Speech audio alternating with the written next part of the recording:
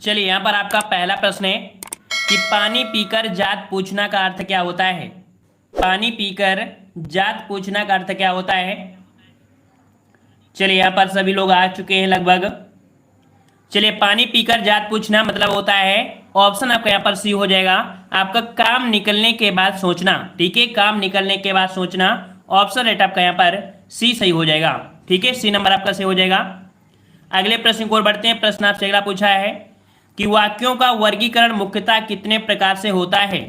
वाक्यों का वर्गीकरण मुख्यतः कितने प्रकार से होता है। तो यहाँ पर आपका जवाब सही क्या हो जाएगा। तो याद रखिए ऑप्शन राइट आपका यहाँ पर हो जाएगा। आपका यहाँ पर जो आपका दिया है कौन सा, यहाँ पर देखिए अर्थ के आधार पर आपके दो होते हैं। ठीक है, अर्थ के आधार पर आपके यहाँ पर कितने होते हैं, दो होते हैं। और आपने यहाँ पर पढ़ा होगा जो से पूछा गया है कि कौन सा, सभी लोग साथ में जवाब देंगे। बिल्कुल सही है, डी नंबर। देखो कौन कौन से, तो आपके कह सकते हैं कि जो आपका होता है विधानवाचक, निषेधवाचक, आज्ञावाचक, प्रश्नवाचक, इच्छावाचक, संदेहवाचक, विस्मयवाचक, संकेतवाचक, ये आपके होते हैं। ठीक है, और यहाँ पर अगले प्रश्न को आते हैं। प्रश्न आपसे अगला है कि भावयुक्त शुद्ध अनुवाद आपका कौन सा है। भावयुक्त शुद्ध अनुवाद आपका यहाँ पर कौन सा बनेगा। चलिए 3 का जवाब देते रहिए, सभी लोग आ जाएंगे। थोड़ी टेक्निकल प्रॉब्लम हो रही थी तो इस कारण से पहली क्लास में थोड़ी दिक्कत हुई थी, इसलिए स्टार्ट हुई है। सभी लोग आ जाएंगे। यहाँ पर 3 का ऑप्शन राइट आपका जवाब हो जाएगा यहाँ पर सी नंबर, मेरा दिल बाग बाग हो गया। ठीक है, मेरा दिल बाग बाग हो जाएगा। ऑप्शन राइट आपका यहाँ पर सी हो जाएगा। चलिए अगला प्रश्न आपसे पूछा गया है कि पावन का संधिविच्छेद क्या होगा। पावन का संधिविच्छेद क्या होगा, यहाँ पर जवाब देना है। और यहाँ पर कई बार हमने आपको बताया पावन अर्थात ये जो आपका बनेगा वो आपका कौन सा बनेगा, पोधन अन बनेगा। अर्थात यहाँ पर 4 का ऑप्शन कौन सा हो जाएगा, क्या हम लोग इसको क्या बोलेंगे, पौधनन के पावन। तो यहाँ पर देखिए पावन की बात कर रहा है, पवन अगर होता यहाँ पर देखो पौधन अन। ठीक है, कौन सा आपका पौधन अन। ऑप्शन राइट आपका यहाँ पर सी हो जाएगा, पौधन अन हो जाएगा। और ये आपकी अयादी संधि होती है। ठीक है, अयादी संधि। अगला प्रश्न आपसे पूछा गया है, यहाँ पर कह रहा है शुद्ध शब्द चुनिए। 5 का जवाब देना है, कह रहा है आपसे शुद्ध शब्द चुनना है।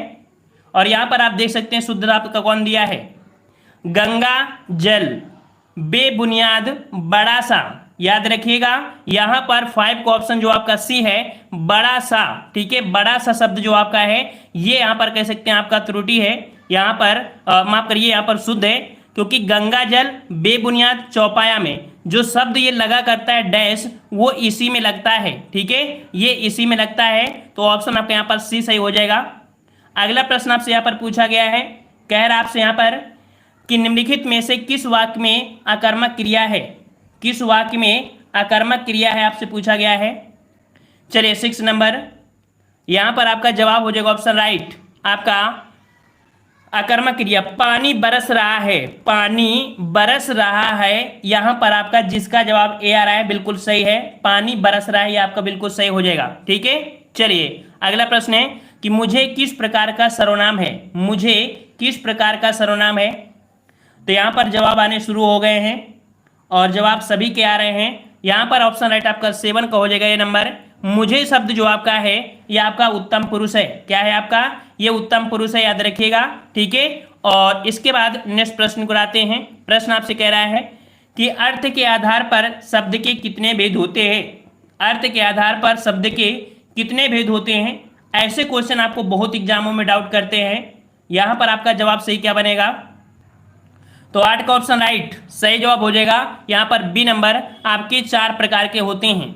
अब ये 4 प्रकार कौन से होते हैं, तो आपने पढ़ा होगा एकार्थी, अनेकार्थी, समानार्थी या पर्यायवाची, और चौथा होता है आपका विलोम शब्द। ये शब्द जो आपके होते हैं इनको हम लोग यहाँ पर कह सकते हैं कि अर्थ के आधार पर आपके 4 होते हैं। ठीक है, चलिए अगले प्रश्न को बढ़ते हैं। प्रश्न आपसे अगला पूछा है, कह रहा आपसे कि लालटेन शब्द निम्न वर्गों में से किस वर्ग में आता है।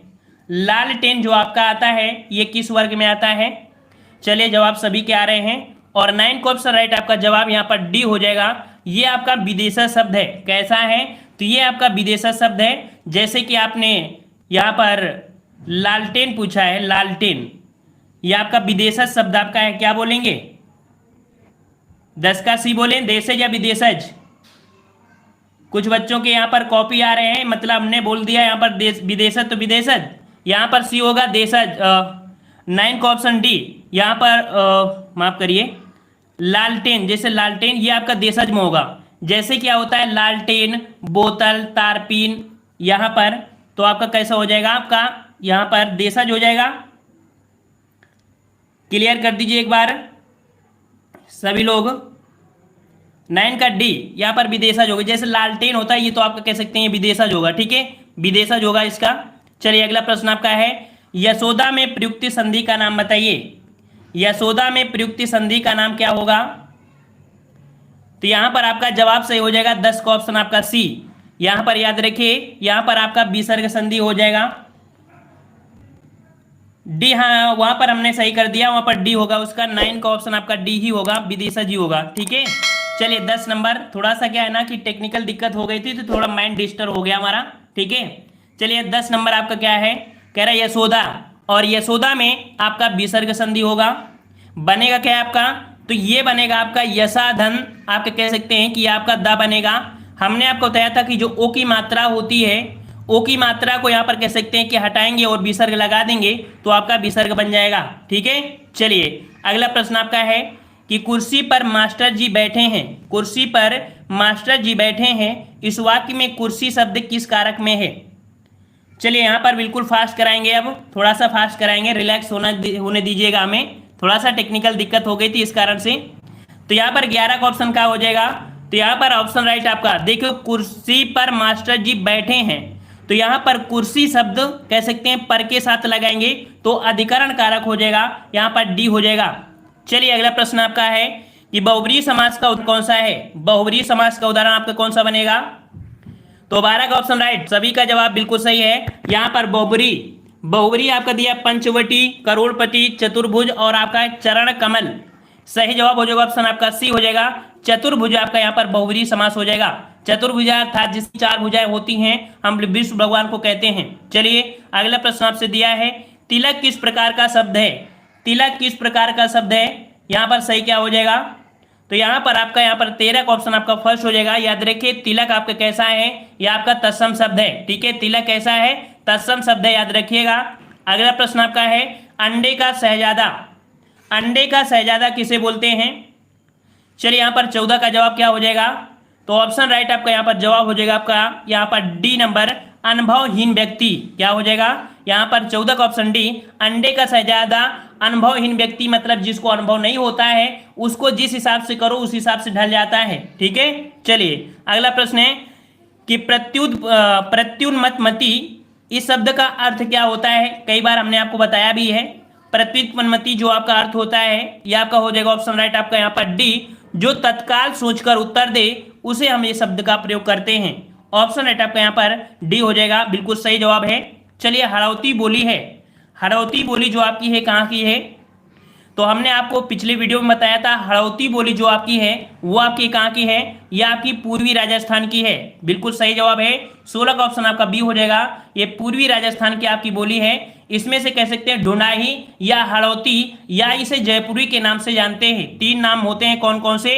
हड़ौती, या तो ढूंढाही बोल देते हैं, या इसे जयपुरी के नाम से जानते हैं। चलिए अगला प्रश्न आपका है कि प्रेमचंद के अधूरे उपन्यास का नाम बताना है। बहुत ही प्यारा प्रश्न है, कई बार हमने आपको बताया है।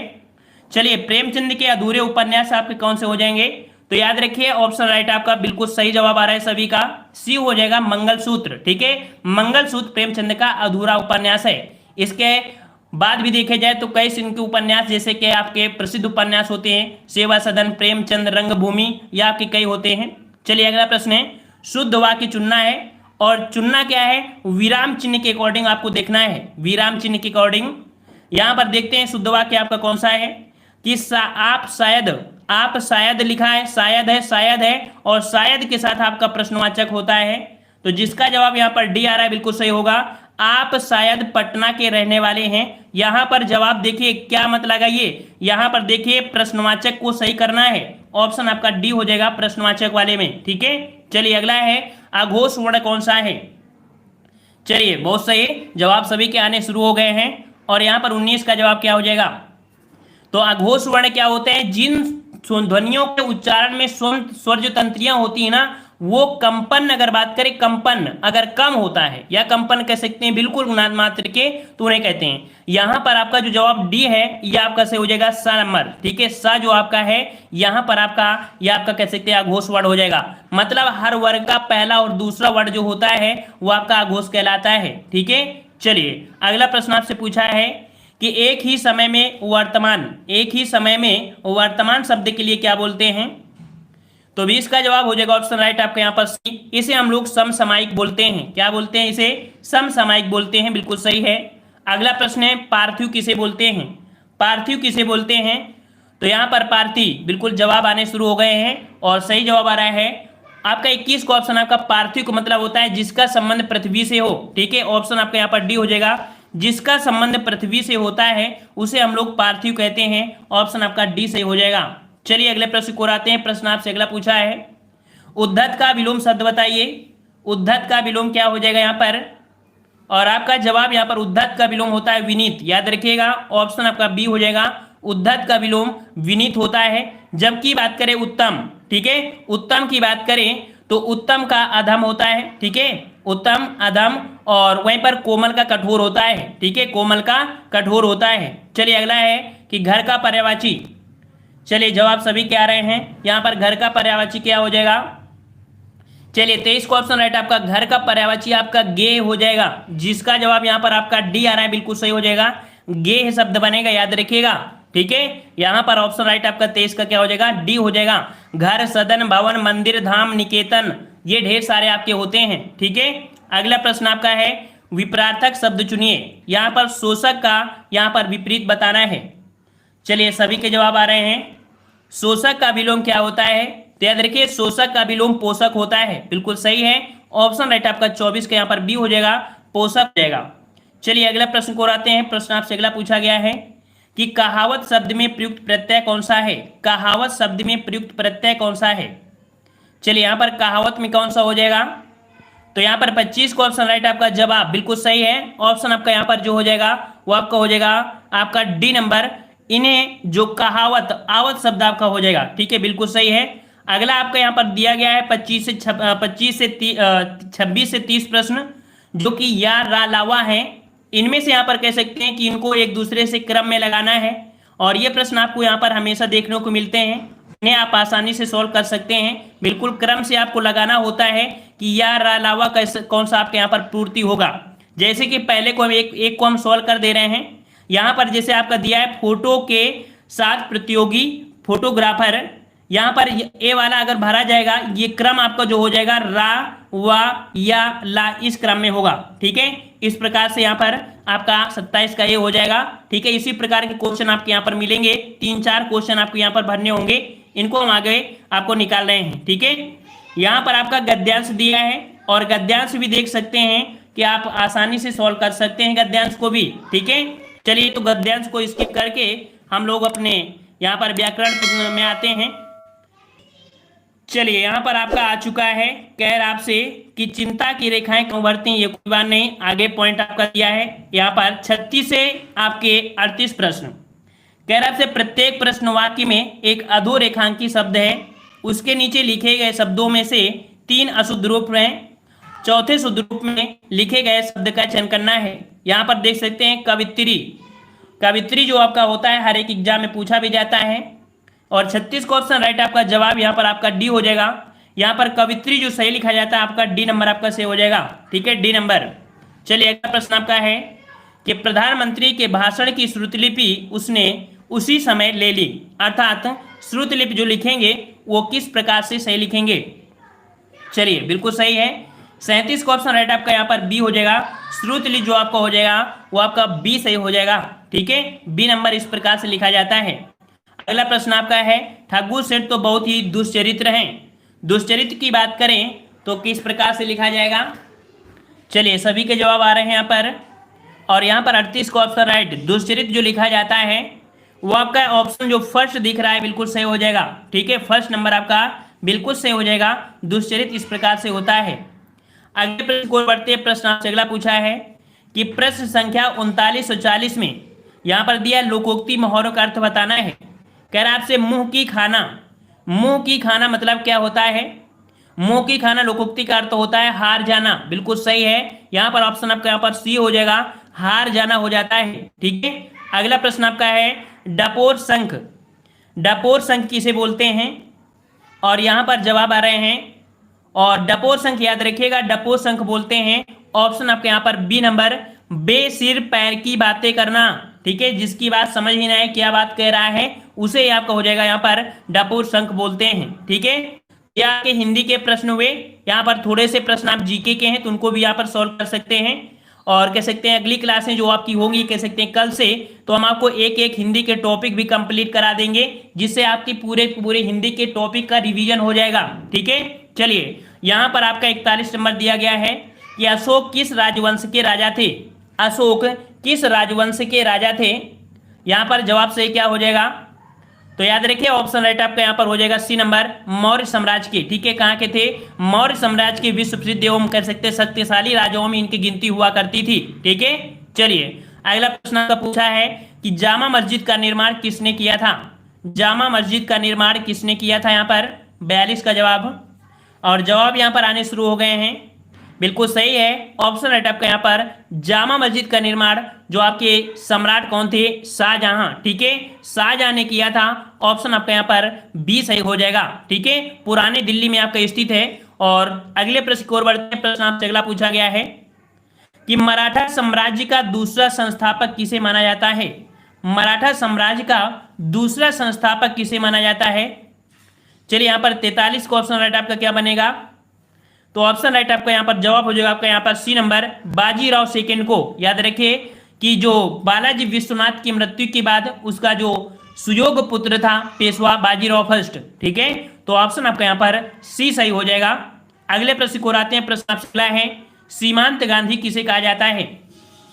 चलिए जवाब आ रहे हैं, सभी के जवाब आ रहे हैं, बहुत अच्छे। यहाँ पर सीमांत गांधी किसे बोलते थे? तो ऑप्शन राइट आपका यहाँ पर हो जाएगा सी नंबर, आपके खान अब्दुल गफ्फार खां को। ठीक है, खान अब्दुल गफ्फार खां को सीमांत गांधी कहा जाता था। ठीक है, और कह सकते हैं कि जो नमक सत्याग्रह था ना, उसके दौरान देखा जाए तो पश्चिमी प्रांत में सत्याग्रह का नेतृत्व यहाँ पर जो कह सकते हैं कि खान अब्दुल गफ्फार खान ने ही किया था। ठीक है, चलिए अगला प्रश्न आपसे पूछा गया है कि वुड डिस्पैच, वुड का डिस्पैच किसके बारे में था? वुड का डिस्पैच जो था वो किसके बारे में था? 45 नंबर बताना है। और 45 को ऑप्शन राइट आपका जवाब सही क्या हो जाएगा? यहाँ पर ऑप्शन आपका सी हो जाएगा, यह आपकी शिक्षा से संबंधित है। यह आपके कह सकते हैं कि 1854 ईस्वी में आया था।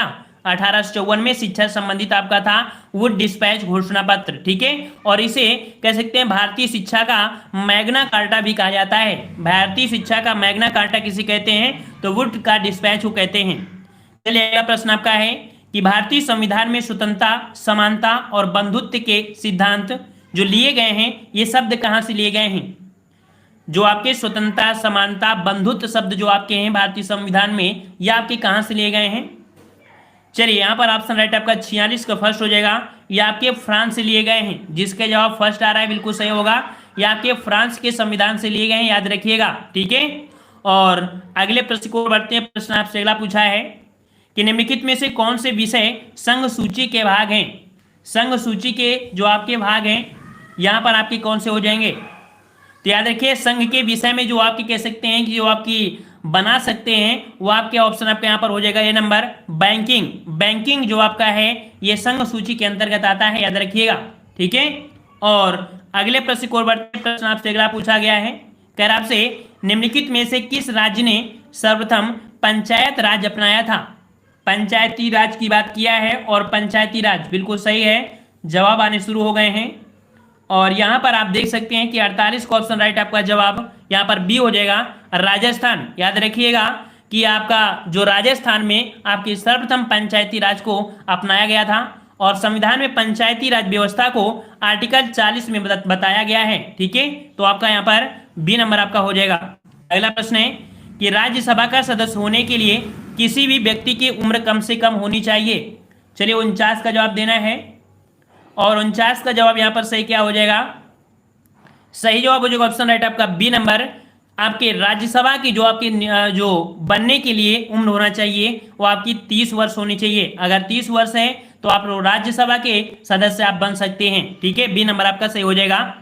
अगला प्रश्न आपसे पूछा गया है कि कल्याणकारी राज्य संबंधी विचार किस में दिए गए हैं। हमने आपको आर्टिकल बताया था, और कल्याणकारी शब्द का मतलब समाजवाद होता है। जो आपका हाई लेवल के लोग होते हैं, लो लेवल के लोग होते हैं, उनके बीच के डिफरेंस को खत्म करना एक समाजवादी या लोक कल्याणकारी की बात करता है। यहाँ पर 50 का ऑप्शन राइट आपका जवाब बिल्कुल सही है। ऑप्शन आपका जो बी हो जाएगा कि राज्य के नीति निर्देशक सिद्धांत। ठीक है, राज्य के नीति निर्देशक सिद्धांत के अंतर्गत आपके कल्याणकारी राज्य की बात कही गई है। ठीक है, चलिए अगला प्रश्न आपसे पूछा गया है, कर आपसे मानव विकास सूचकांक कौन तैयार करता है। मानव विकास सूचकांक कौन तैयार करता है। तो याद रखिएगा, मानव विकास सूचकांक जो कि कह सकते हैं कि ऑप्शन आपका फर्स्ट हो जाएगा, संयुक्त राष्ट्र विकास कार्यक्रम के द्वारा मानव विकास सूचकांक आपका तैयार किया जाता है। ठीक है, चलिए अगला प्रश्न आपसे पूछा गया है कि अनुपात के अनुसार बैंकों को अपनी जमा राशि का एक अंश रिजर्व बैंक के पास यहां पर रखना होता है। यहां पर कह सकते हैं कि यहां पर अगर जवाब भर दिया जाए बी, जो आरक्षित नगद होती है, आरक्षित नगद अनुपात के अनुसार जितना नगद होता है उसी के अकॉर्डिंग